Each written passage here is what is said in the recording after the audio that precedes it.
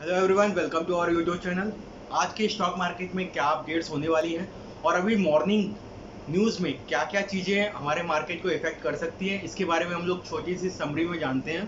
देखिए, global indexes की अगर बात करें तो यूएस मार्केट भी आपका -1.5% के आसपास में आपका माइनस होके बंद हुआ है। और साथ ही साथ अगर हम यूरोपियन मार्केट की बात करें तो यूरोपियन मार्केट में एक मिक्सअप कह सकते हैं कि ना बहुत तेजी रही है ना बहुत गिरावट रही है, एक फ्लैट ही मार्केट जिसको बोल सकते हैं कि एक शॉर्ट निगेटिव के हो करके ये बंद हुई है।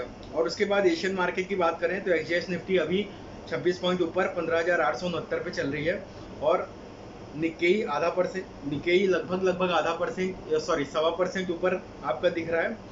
और हैंगसेंग, हालांकि हैंगसेंग की तेजी आपको काफ़ी अच्छी दिख रही होगी, क्योंकि इसका सबसे बड़ा रीज़न क्या है कि चाइना में संघाई में जो भी रिस्ट्रिक्शंस थे कोविड को लेकर के उसको काफ़ी हद तक बंद कर दिया गया है।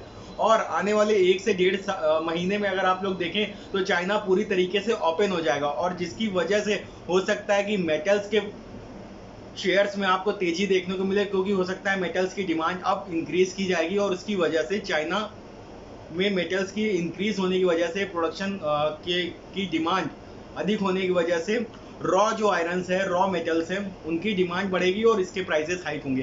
तो आप टाटा स्टील पे, वेदांता पे, हिंडाल्को पे, इन सब शेयर्स पे नज़र रख सकते हैं, जिसका काफ़ी अच्छा इफेक्ट पड़ेगा आज के बाजार में। और आगे अगर हम बढ़ते हैं तो बाकी और भी मार्केट देखें तो एक तरीके से अगर मार्केट का सिनेरियो देखें तो हमारा मार्केट भी एक फ्लैट ओपनिंग दे रहा है। आगे डिपेंड करता है, सबसे बड़ा आज जो एक इवेंट है जिसको हम लोग इवेंट ही बोलेंगे वो है एलआईसी का आईपीओ। एलआईसी का आईपीओ जो आज इवेंट है उसका भी फैक्टर आज हमारे मार्केट को थोड़ा सा इम्पैक्ट करेगा। और देखते हैं कि इसकी लिस्टिंग कहाँ पे होती है। और अगर आप लॉन्ग टर्म इन्वेस्टर है तो होपफुली आप उसको होल्ड करके ही रखोगे, और शॉर्ट टर्म इन्वेस्टर है बाई चांस अगर लिस्टिंग डाउन पे होती है तो आपको बिल्कुल घबराने की जरूरत नहीं है। आप as a long term investor उसे रख सकते हैं और कुछ समय होल्ड करने के बाद आप अपनी पोजीशंस को काट सकते हैं। तो ये हो गई हमारी बात आज के मार्केट ग्लोबल इंडेक्सेस को लेकर के। अब दो तीन चीजें मैं आप लोगों को बताना चाहता हूँ क्रूड के रिगार्डिंग। देखिए, क्रूड अब बेसिकली सबसे हाईयर स्टेज पे आ चुका है, 114.40। जब आपका जो ब्रेंट क्रूड है इतने डॉलर पे चल रहा है। अब क्या है, इसकी वजह से हम पे प्रेशर तो बना ही हुआ है, और हमारी जो गवर्नमेंट है वो लगभग 100 डॉलर ब्रेंट क्रूड का अनुमान लगा के बैठी हुई है। तो अगर इससे ऊपर प्राइस जाते हैं तो हो सकता है कि हमें आने वाले समय में पेट्रोल डीजल की कीमतें और ऊपर देखने को मिले। और साथ ही साथ एक और चीज़ हो सकता है कि इस साल अगर हमारा फाइनेंशियल ईयर जो हम लोग जो अभी कंप्लीट करके आ रहे हैं 31 में, उस फाइनेंशियल ईयर में हमारा जो टैक्स रेवेन्यूज है हमारे गवर्नमेंट की, चाहे वो डायरेक्ट हो चाहे इनडायरेक्ट हो, वो 4.5 से 5% हुई है। तो इसकी वजह से हो सकता है अगर हमारा गवर्नमेंट चाहे तो वो कुछ इंक्रीमेंट कर सकते हैं अपने प्रोविजंस में और वो हमें कोई राहत दे सकते हैं। तो अब आने वाले समय में क्रूज के प्राइजेस तो बढ़ेंगे ही, और ग्लोबली क्रूज के प्राइजेस इसलिए भी बढ़ना लॉजिकल है क्योंकि अब चाइना भी पूरी तरीके से ओपन होने वाला है, जिसकी वजह से वहाँ पे क्रूज की भी डिमांड बढ़ेगी, और ऑयल्स की डिमांड बढ़ने की वजह से ग्लोबल प्रेशर आएगा, और जिसकी वजह से हमारे इंडिया पर भी प्रेशर आएगा, क्योंकि हमारी जो मार्केट है, हमारी जो ग्लोबल इकोनॉमी, हमारी जो इकोनॉमी है वो मैक्सिमम डिपेंडेंट होती है आपके क्रूज पर इंपोर्ट करने के मामले में। और वीट के बारे में बात करते हैं, कल अचानक से वीट का प्राइस क्यों ऊपर चला गया?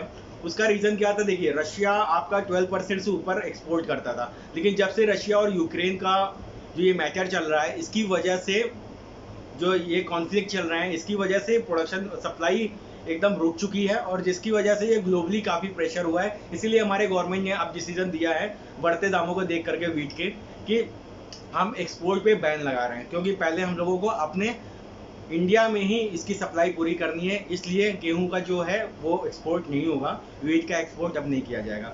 अब करेंसी की लास्ट हम बात करते हैं, करेंसी के अपडेट की।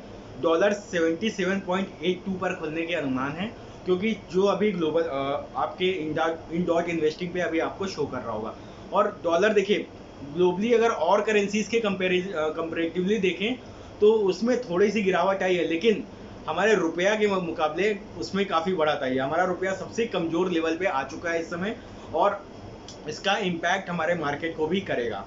और आने वाले समय में हमें डॉलर और भी ऊपर देखने को मिलेगा, हो सकता है 78 के ऊपर भी देखने को मिले, क्योंकि हमारा जो आरबीआई का कंसर्न है कि वो अपना रेट अगर बढ़ाते हैं तो वो हमारे लिए पॉजिटिव होगा। और दूसरी चीज़ें कि हमारा जो ग्रोथ रेट रहा है, हमारा जो एम्प्लॉयमेंट का जो डेटा आया, ये सभी चीज़ें काफ़ी इम्पैक्ट कर रही हैं और जिसकी वजह से डॉलर इंडेक्स बढ़ता चला जा रहा है हमारे रुपीज़ की कंपैरिजन में। तो ये रहा आज का मार्केट का हाल।